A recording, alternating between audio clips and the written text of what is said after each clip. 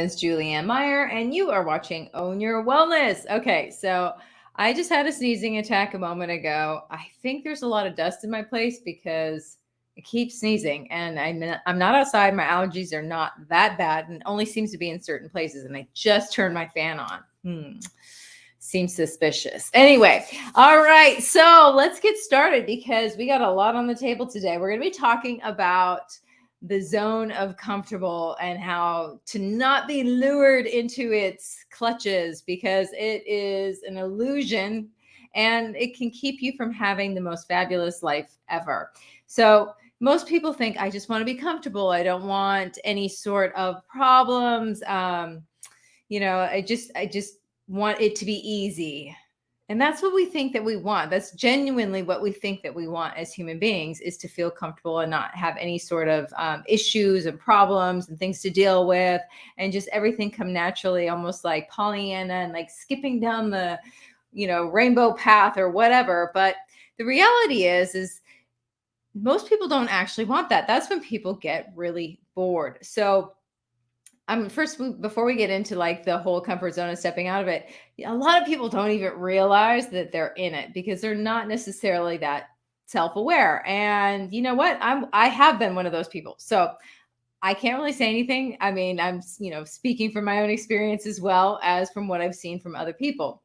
Now, something fascinating to me is that when I can't sleep at night, and there's been times I've had issues with sleeping. So this might be an indication that you are just really stuck in a comfort zone. You're not growing.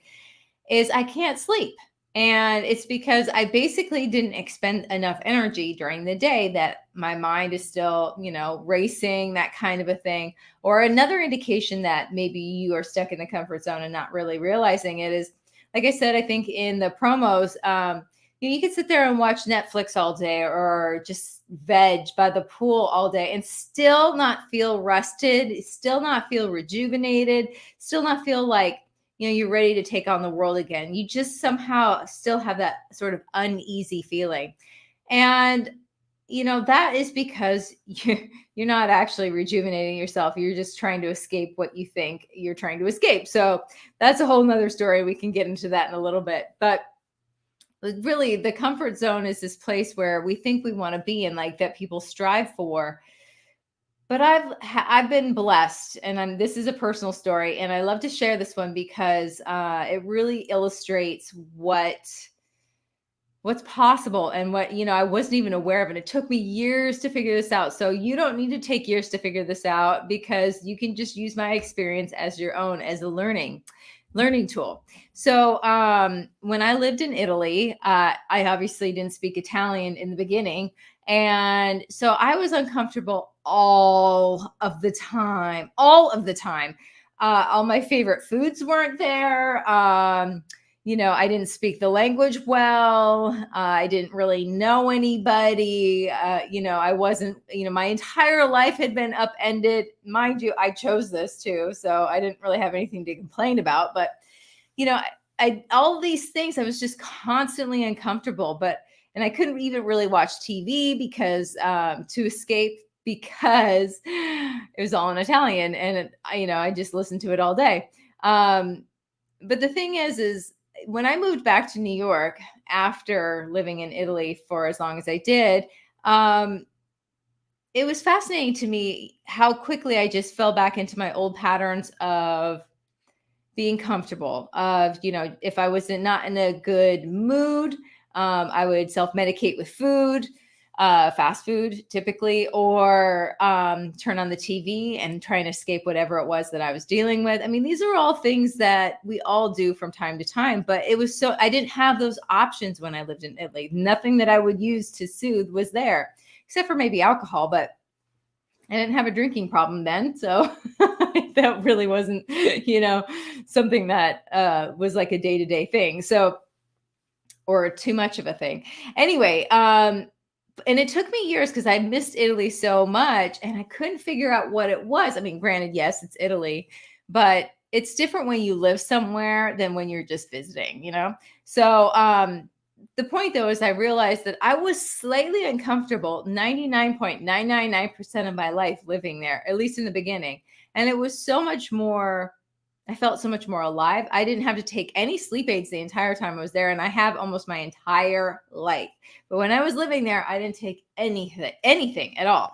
So, it took me probably 4, 5, 6 years after I moved back to the States to really realize that that's what it was. It was that I wasn't challenged in any way. It was like this low level restlessness. And I think that a lot of us get that feeling and don't really know what it is. So we turn to try and get away with that or from that by doing things that are comfortable. So, or not growing as a person, which, can be tiring.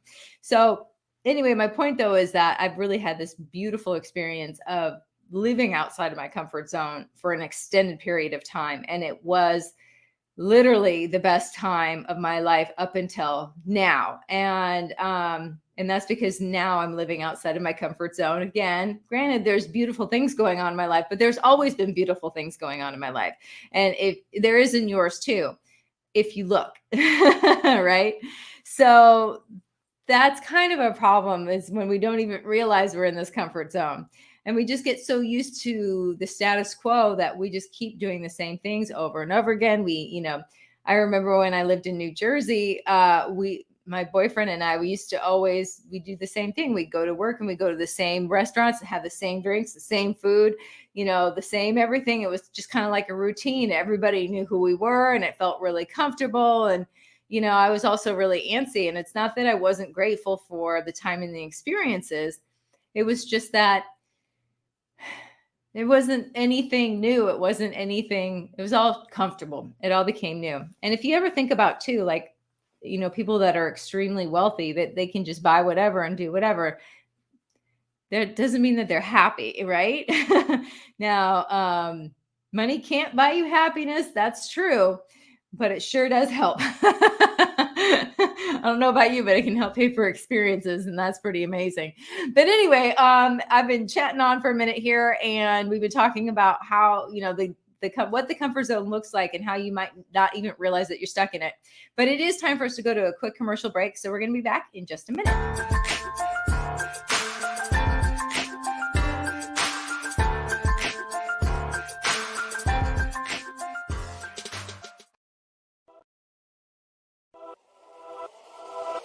Welcome to E360 TV, the live streaming and on-demand destination for influential voices and enlightened audiences. We offer trending, grassroots, and purpose-driven content across a diverse range of interests. E360 TV is more than just watching programs. We offer the ability to interact with live shows connecting audiences to real, authentic influencers and storytellers while streaming to millions of devices.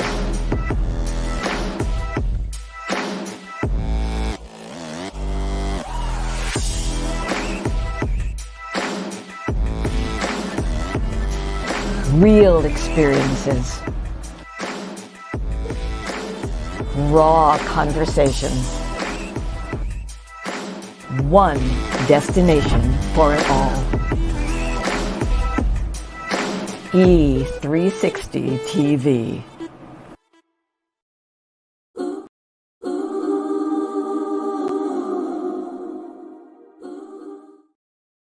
Welcome back. Okay. So, in the first segment, we were talking about, being stuck in the comfort zone and not even realizing it.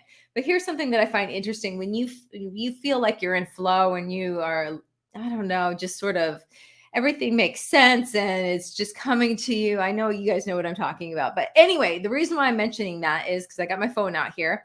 I received, after deciding to do this particular show, I received an email from Ryan Holiday, whom I love, and you guys know that I love him because I'm always recommending his books and things like that. But he sent this email out because I'm part of his list, and I want to read it to you because it is really good, and it really, I think, will help with the whole idea of the show. Anyway, it starts like this. One morning in the middle of the 2nd century AD, the most powerful man in the world was awakened by his orderly. It could have been his tent on the front lines of the war in Germania. It could have been somewhere along his frequent and arduous travels across the empire in Asia Minor or Syria, Egypt, Greece, or Austria.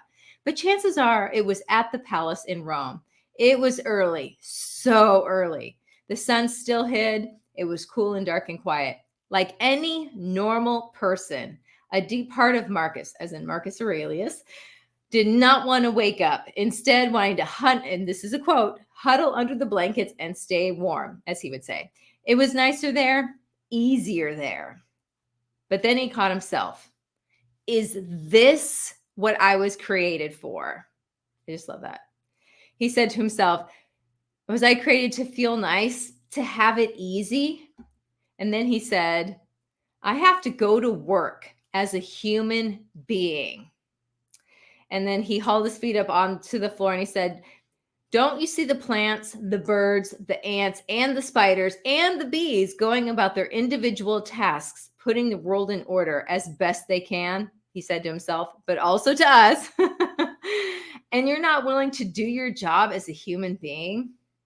Why aren't you running to do what your nature demands? And so he wrote that in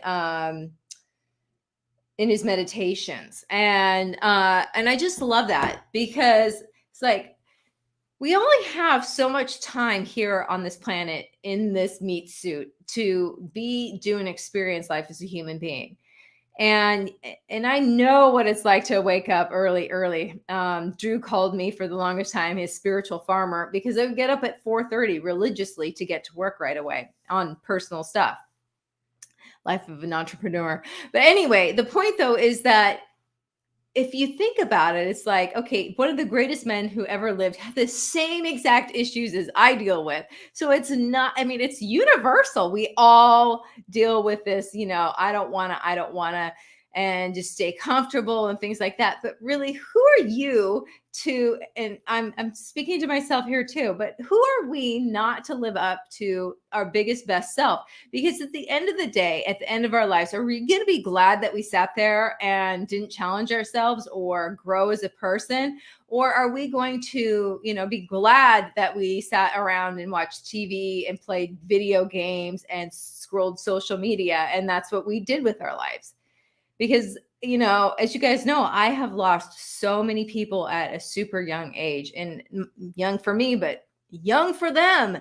And I guarantee you, like, the blessing in that is that I really see how finite life is. And when you experience that before you die and realize how precious your life truly is, you really do want to make the most of it. And that's the problem with good. That's the problem when life is good, because it keeps you from great. What is it? The enemy of great is good. Love that saying, because it keeps you, it's okay enough. And even people in abusive relationships, oh, it's not that bad, because they're used to it. It's comfortable. And I know that's a dramatic example, but it really gives an illustration as to what we will put up with because of what we know, because it feels comfortable, because we know it, instead of going out there and seeing what life has to offer. So I love this idea of, stepping out and doing something that we're afraid of. So I have this friend, Linda Sunshine West, and for an entire year, she did something that scared herself every single day. And sometimes it was a big thing, sometimes it was a little thing. And some of the questions that I asked her was, when did the fear go away ever? No. And did she keep doing some of the same things over and over again because she was still afraid?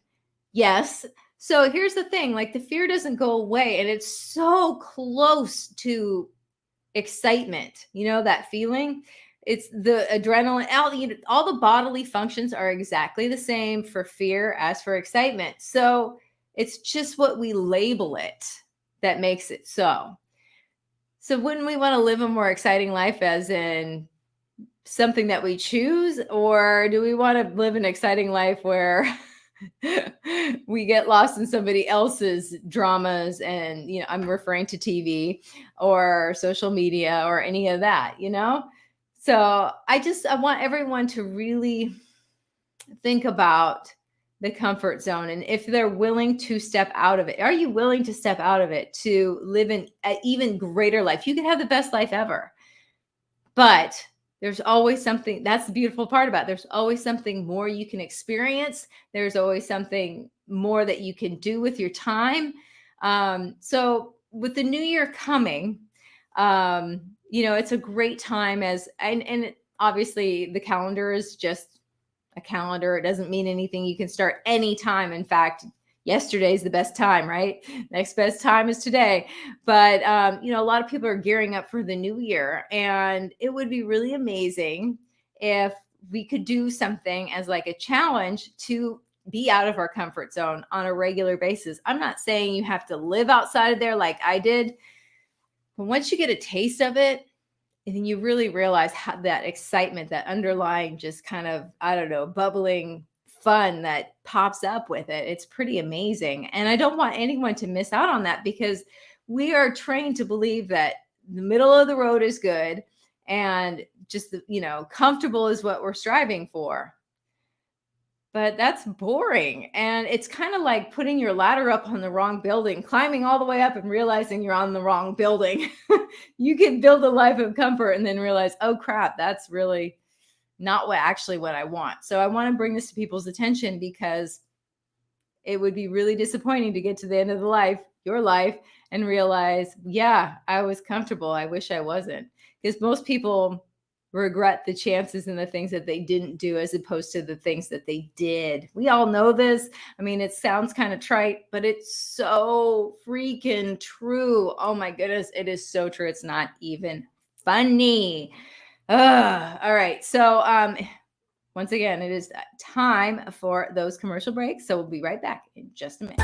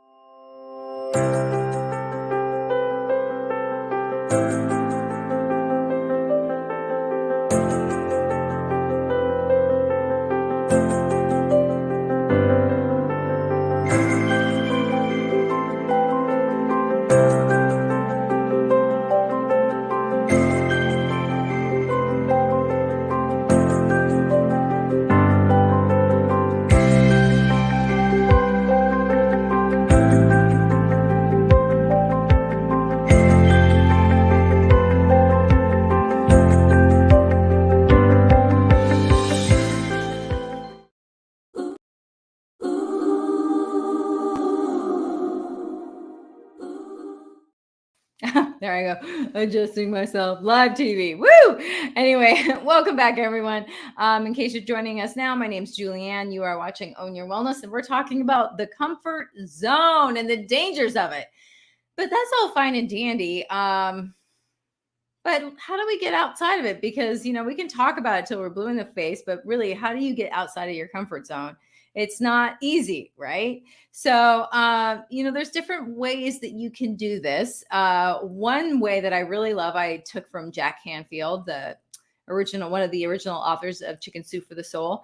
And that is to use yourself as an experiment for 30 days at a time, and do something that is new and challenging for you every 30 days, to see what works and what doesn't. So, like, for example, I know I'm going to use veganism as an example. A lot of people like, oh, I'm going to become a vegan. And then they try it and they're like, it's not for them. And that's okay. But if you experiment with yourself for 30 days, you give it a good enough chance to see if this is actually a good thing for you in your life or not. So this is what I'm recommending, is using this next year each month as a 30-day experiment on yourself. If there's always something that you've wanted to do, but kind of, I don't know, never really done it. I mean, that's being in the comfort zone, right? Is not actually doing what you say you're going to do. That's having the bucket list and never doing the bucket list. So use yourself as an experiment every 30 days. Now, I'm going to be doing this one that I heard from Jesse Itzler. If you don't know who he is, you need to check him out. He's an amazing entrepreneur, and he's married to the Spanx lady. So they're both it's like the ultimate power couple. Anyway, so I heard one of his reels on Instagram the other day, and he was talking about if you spent 100 hours in 1 year on a discipline, so that is roughly 18 minutes a day for 1 year. So it could be anything from, playing the piano to the guitar to kickboxing, whatever. Just pick a discipline, anything. If you do that for 18 minutes a day, every single day for an entire year, you will literally be better at that than 95% of the humans on Earth. Literally 95% of the humans on Earth. That's pretty amazing. Now, so, the thing that he did mention too, which I want to mention here as well, is that, just because you're better than everybody doesn't mean you're automatically going to win everything, etc. But it's an amazing idea that just 18 minutes a day for an entire year, just 1 year, you could become better than 95% of the people on the planet at whatever it is that you choose. I'm going to sneeze. I can feel it coming. Excuse me. Woo. Sorry. That was a loud one. Anyway, so I think that's going to, and I'm just sharing with you guys, this is probably going to be my thing. And I'm just thinking, what can I do? What do I want to do for 18 minutes a day? It seems like one of those things where I might have to make it, 30-day experiments or something, because committing to that much time for an entire year seems daunting, doesn't it? So that's why I loved Linda Sunshine West's experiment of just doing something that scares her every single day. So it's kind of a new experience every single day. And I'm telling you, her life completely changed because she was willing to just try something new and try something that she was afraid to do and not be in her comfort zone. Now, there's this other guy that is really amazing, and I wish I remembered his name, but he spent, I don't know, maybe it was a year, maybe less. But the point is that he was a high level CEO in the business world, and he hated to hear the word no. So anyway, he hated to hear the word no so much so that he decided he was going to start asking these outlandish things to people and see, just so that he could get used to hearing the word no. And most of the time he still heard yes. Meanwhile, he was getting used to hearing no. But some of the things that people said yes to was he was able to drive somebody's police car, cruiser. He's like a 6'3" Asian man dressed up in an entire soccer uniform. He goes up to this billionaire's house, knocks on the front door, and asks if he could play soccer in his backyard. Dude said yes. I mean, he flew a helicopter. I mean, these are all things that he did because he actually he was okay with being uncomfortable asking these questions. So you just never know what's possible outside of that comfort zone. So that's kind of really something that I wanted to touch on because I think it's such an important idea. So the new year, as I mentioned, is coming up. So what are you going to do that's outside of your comfort zone that is going to make you feel good and experience life on a whole new level? Something to think about, right? Okay, well, guess what time it is? It is time to Ask Julianne.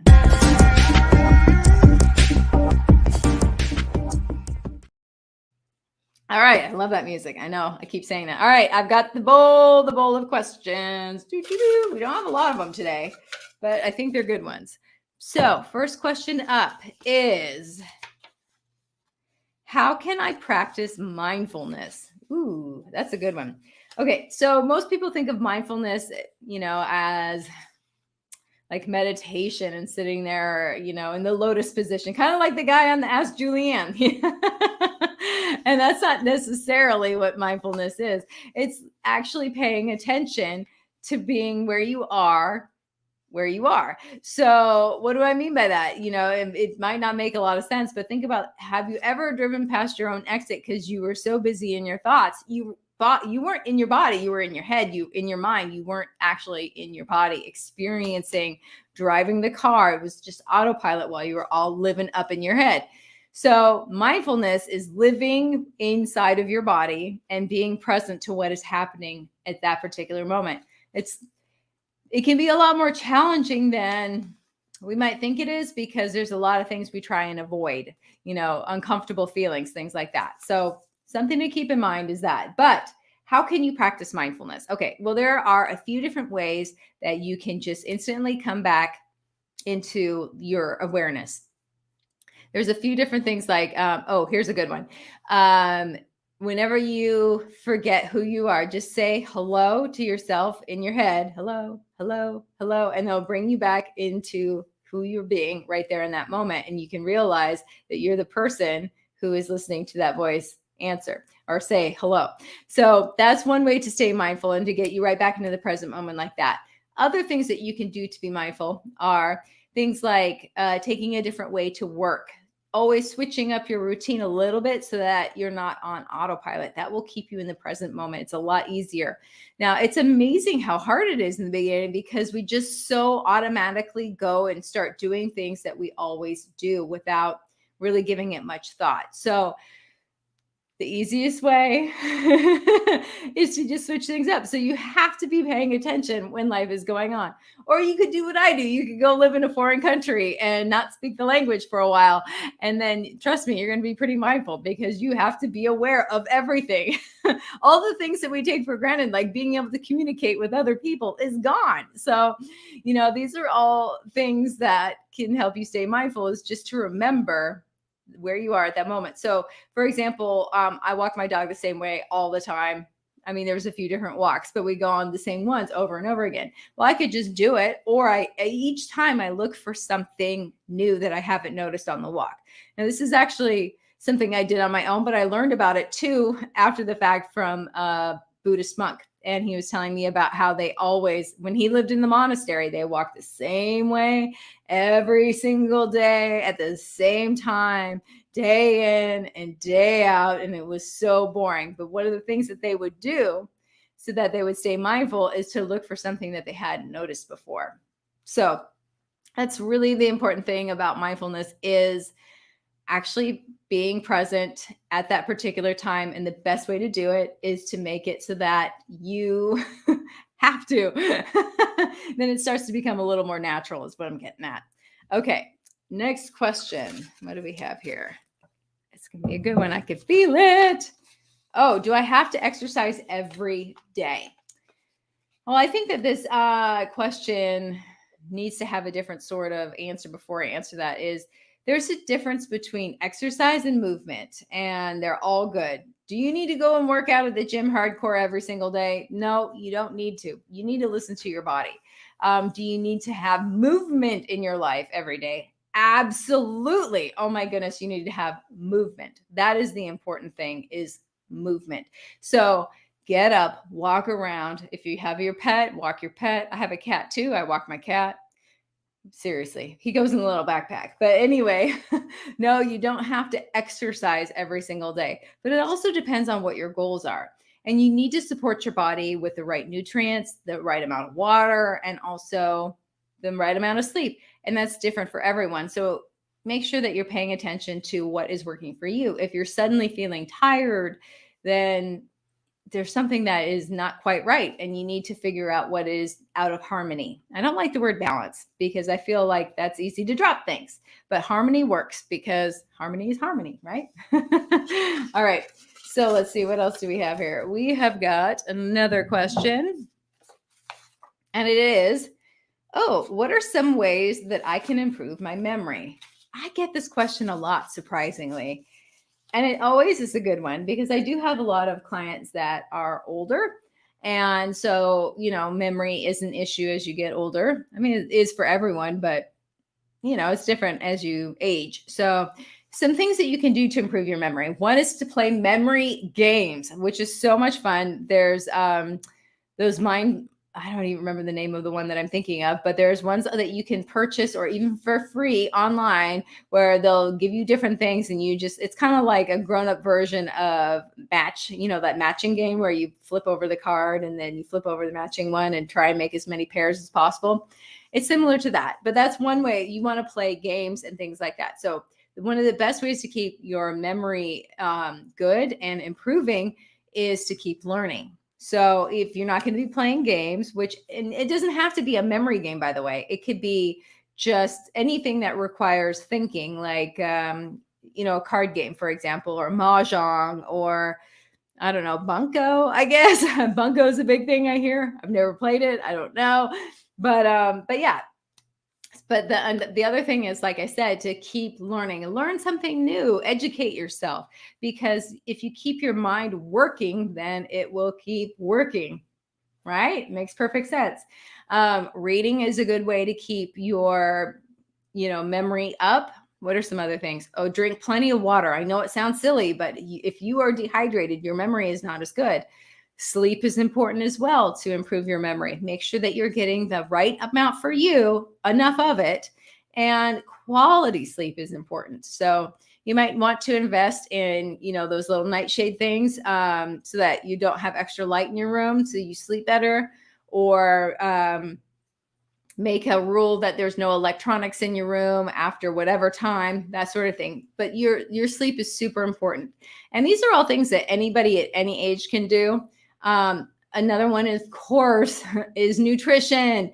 If you're going to be putting junk into your body, it's like, how do you expect it to run at its best quality if you're not feeding it with anything but crap? Seriously, what are you expecting? So that's something to keep in mind that you really want to, for your memory in particular, is what are you putting into your body? Not just food, not just water, which are really important, but also how are you entertaining yourself? Are you reading books? Are you learning? Are you doing art? That's a great one too. Anything creative and artistic. It could just be coloring even, and that's a great thing to keep your memory up. So those are all different ways to keep your memory going. And like I said, it's for anybody. And then you can also use the mindfulness trick of not doing the same thing in the same order.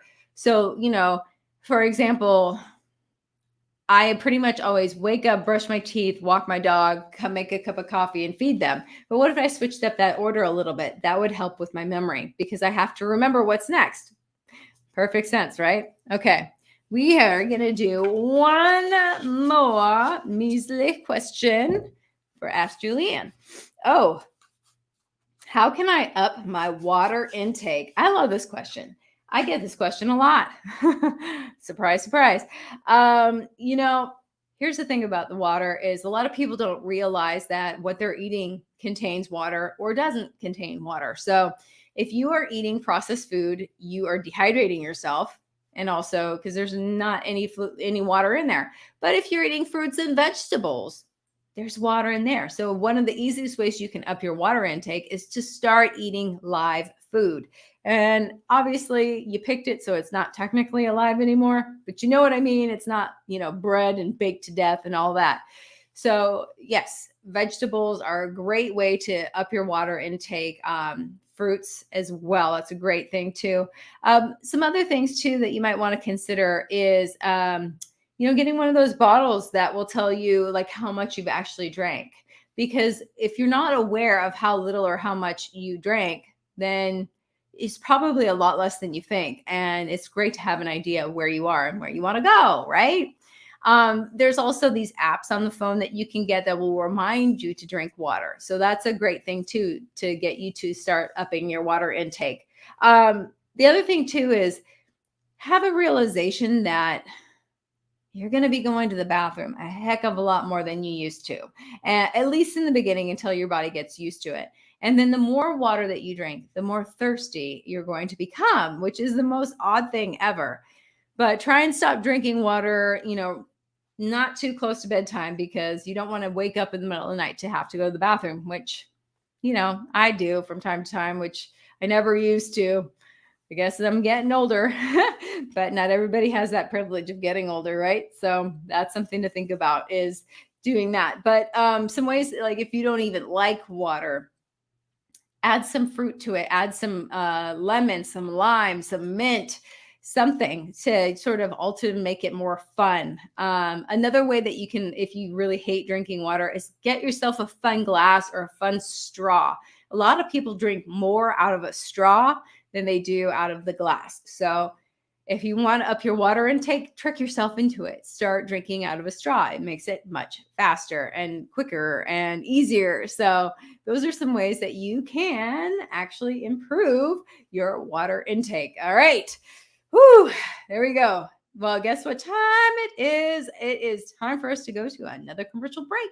Oh, but before we go, I want to say hello to everybody who's watching us live. Hi, Helene. Thank you for the Christmas card. And we'll be right back in just a moment.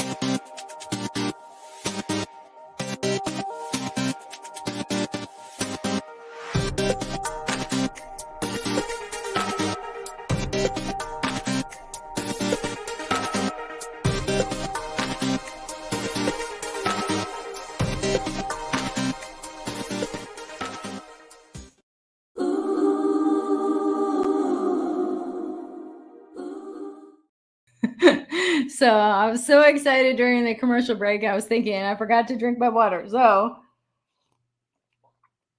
speaking of, gotta stay hydrated, right? So the other thing too is I just saw Craig T on the last commercial, and it reminded me, for those of you who are an entrepreneur, health and wellness in any industry, we are having a huge, huge, huge event in Denver, Colorado, September, February 4th and 5th coming up.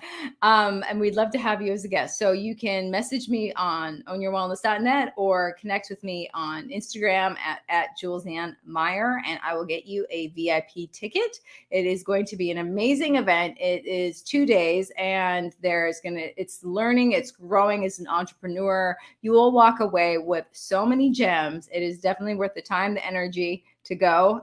So yeah, definitely get in touch with me. I'll get you a ticket.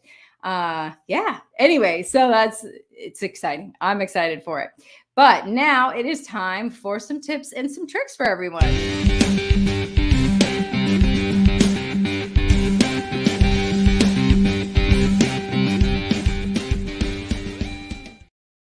Okay, so I have a few different things today, a couple of kitchen things, and then also something that is near and dear to my heart.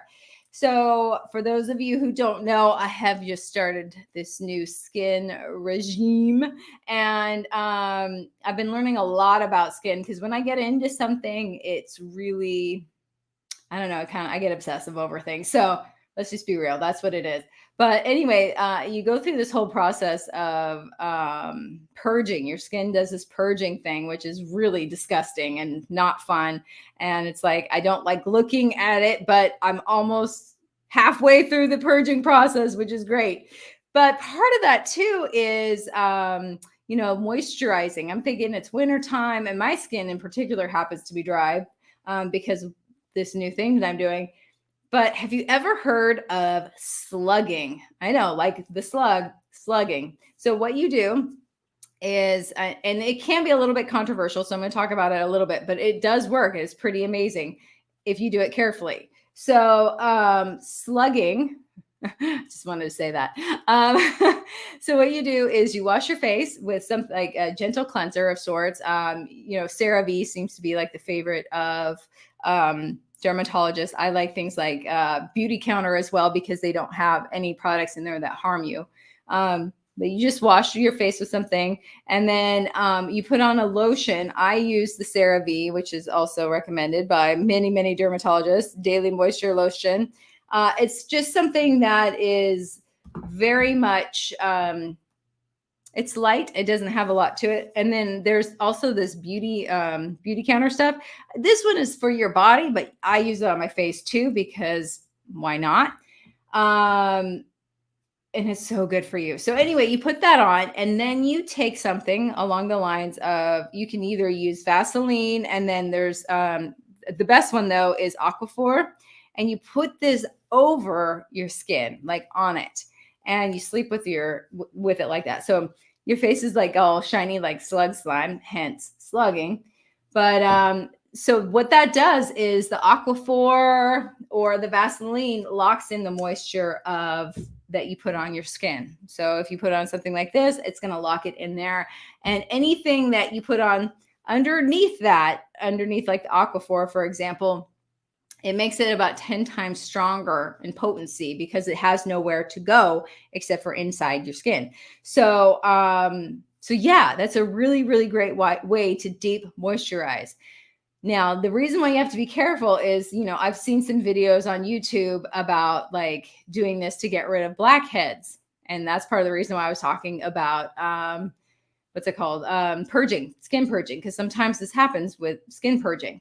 But here's the thing. If you are going to put on like a salicylic acid or a retinoid or something like that, and then you put on the lotion, and then you put on the Aquaphor, you are going to make that 10 times as strong on your skin. So you have to be careful. You could literally burn your skin, and even scar yourself. So you do need to be careful about doing any extras. It should just be the bare minimum, just for moisturizing. And the word of caution too about the Aquaphor, I'm going to pull it up one more time. Ooh, there we go. Is that it does have lanolin in it, and there are a small amount of people that do have an irritation to lanolin, which is why Vaseline actually is, it's the least problematic, but it also doesn't add any moisture into your skin where the Aquaphor does. So you got to pick what's best for you. Do you want to play it safe? Then go with the Vaseline. If you want extra moisturizing, then go with the Aquaphor. That's a good way to be. But remember, if you're going to add any other steps into that skin process besides washing and lotion, it is going to be 10 times as strong. So your skin may not be able to handle it. So that is something that you need to be aware of. Now, if you don't want to sleep like that, you can do it for a few hours while you're awake. Just pull your hair back if you're a woman or even a man. I live in California, plenty of long-haired guys here. But anyway, that's what you do. And you just keep it on for a while, and then you wash it off after a few hours, or in my case, it would be in the morning. So that's just a little tip for moisturizing that face. All right. So here's a couple of, I don't know, like little kitchen gadgets that I think are super helpful. Now, the first one, looks kind of like a diaphragm. Now I'm looking at it. Oh my gosh. Okay. So this actually, this is a jar opener. All I can think is diaphragm right now. All right. Anyway, you can buy these like at Walmart sometimes. This one you can buy online at Dicem.com, or maybe not, DVCEM.com. This thing has saved my life. I can't even tell you how many times. There's something about it, even though it's like soft on the inside, it just grips the heck out of whatever it is, and it's the poop. So it's nice and simple. So that is something, if you ever struggle, or not even, I never would have bought that for myself, but it was a gift. And I have used it probably more than any other kitchen gadget I've ever received. So that's that one. And then this one, does anybody know what this is? This red piece of cheese. It opens up, and it is a splatter screen.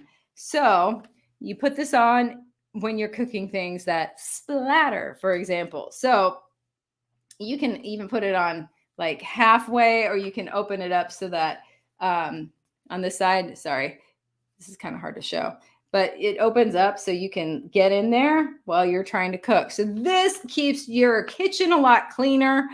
I highly recommend getting something along those lines because it makes a huge difference in the cleaning.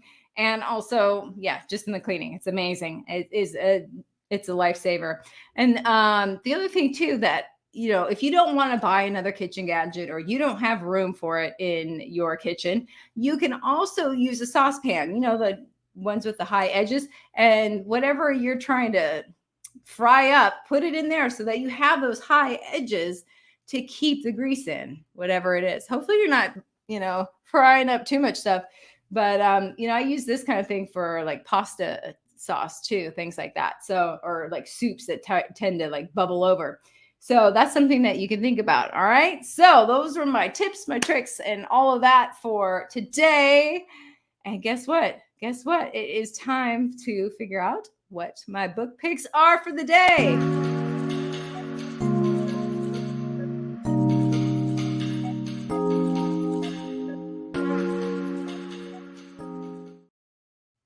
All right. So today's a special one. I am going to be talking about books from past guests that I've had the opportunity of reading their books that are really good and I highly recommend. The first one I'm going to break out is Break the Chains of Dieting by David Medansky. Such a good book. I highly, highly, highly recommend this. You know, let's see here. So basically, he said, you've been lied to about diets, and so was I. So it's really about like how to maneuver life without being on a diet and actually get the health benefits without, you know, trying all the latest, the greatest, and, you know, all these things, and how to start loving yourself and eating whole and nutritious foods. It's all the things we talk about that we never seem to be able to do as people. So I highly recommend this book. The pages, I'm sorry, the covers probably looks a little bit different. I have an older version, and I know that he was redoing it, but it's a good book. David Medansky, check it out. And then another one that I really loved is Too Much of Not Enough by Jane Pollock. And this is such a good book. It's a memoir, so it's her story. It is so good. It was a page turner. It was one of those books that I just didn't even want to put down. It's all about her life and like addiction and relationship issues and all these things that she walked through that, you know, could be really traumatic and just about anybody could relate to. But she really came out through on the other side in a big way. So I definitely wanted to share that one because she's an amazing woman. And this was a really, really, really good book. So I highly, highly recommend it. Too Much of Not Enough by Jane Pollock. Here we go. Oop, there we go. There went her card. Then I have by Tom Glasser, Full Heart Living. Amazing, amazing book. Which reminds me, one of his friends reached out to me. And anyway, sorry, that was just a personal thought, that verbal diarrhea. But this is a great book. And he actually has cards that go along with it. And I have those too. Been so blessed to have him on my show as well as on my summit. And the whole premise is do you want to be happier? And that's exactly what we've been talking about today. So I highly recommend this. It's interactive, Full Heart Living. It is what it says it is, Full Heart Living. And then it says, be prepared to connect more deeply with yourself and others, live more fully in the present moment, increase your self-acceptance, discover how good self-care is important to happiness, uncover your passions and offer them in service of others, and develop happiness resilience. I love that. Such a good term. But anyway, that is a great book. He's a great man. I highly recommend it. Tom Glasser. And then the last pick I have, pardon me, is Dr. Marnie Hill Fodoraro. Sorry, I always have a hard time trying to pronounce her last name. I'm not all the way done with this book yet. I have to say that. But God Came to My Garage Sale. So good. It is. If you liked the Celestine Prophecy books, you're going to love this book. She basically, it's her story, but she fictionalized it. So it's a fiction story, but these things happen to her. So it's a truly impressive book. It's a lot of fun. It's an easy read, and it's joyful, even though she was going through some really tough stuff at the time. So those are my recommendations. And also, if you're curious, you can catch these past episodes on my show. Obviously on YouTube, Apple TV, Roku, all the places, wherever you're watching now, you can see you can see past episodes too. So definitely check out some of those books if you're looking for something good to read. Those ones are good. And then the two that are more story-like are God Came to My Garage Sale and also the Jane Pollock Too Much of Not Enough. So those are the two more story-like ones. The other ones are definitely more educational. They're still really, really good, but it's maybe not something you want to read right before bed, that kind of thing. But anyway, we are almost out of time. So this Thursday, oh my goodness, I'm going to be traveling. So I get to go home and see my parents. Drew and I are going to go home and see my parents. Fingers crossed. It's snowing there right now, so we'll see. But fortunately, he's from the East Coast, so he knows how to drive in the snow, which is a good thing. Worst come to worst, we'll take a shuttle from the airport to where they live in the middle of nowhere. But anyway, I digress. The point is that I'm going to have a show that you haven't seen before, but I'm going to pre-record it, so it'll appear like it's live, but it doesn't happen to be live. So for those of you who are watching and wondering why I'm not responding, that's why. Because it's not live. But yeah, I didn't want you to go without content just because I am going to be traveling. So anyway, there's that. And then also I just want to say, Happy New Year to everyone and Merry Christmas, because I'll probably say it on the show anyway, but this is me talking live right now. So I just want to say Merry Christmas to everyone and Happy Hanukkah. And, I don't want to leave anybody out of the holiday spirit and feel neglected, because you're all loved. And that is what the purpose of the season is to feel love. At least that's what I think it is. So there's that. But anyway, that is all the time that we have for today. And then, as I mentioned before, if you're interested in coming to the conference, as I said, it's for entrepreneurs. So if you want to learn and grow your business, it's going to be the perfect opportunity to do that. There's going to be speakers there teaching. You're going to have a chance to network. You'll get a chance to find out about different programs and things that are available. But I'm telling you, I went to actually not the last one, but the one before. And I made so much money and a lot of connections from it. So definitely worth the time. So let me know if you're interested, as I mentioned, ownyourwellness.net or at Jules Ann Meyer, and I will get you a VIP ticket. All right, everyone. As I mentioned, it is time to go. So enjoy the rest of your week and enjoy the show on Thursday. And I will see you guys again before the new year is up. Bye for now.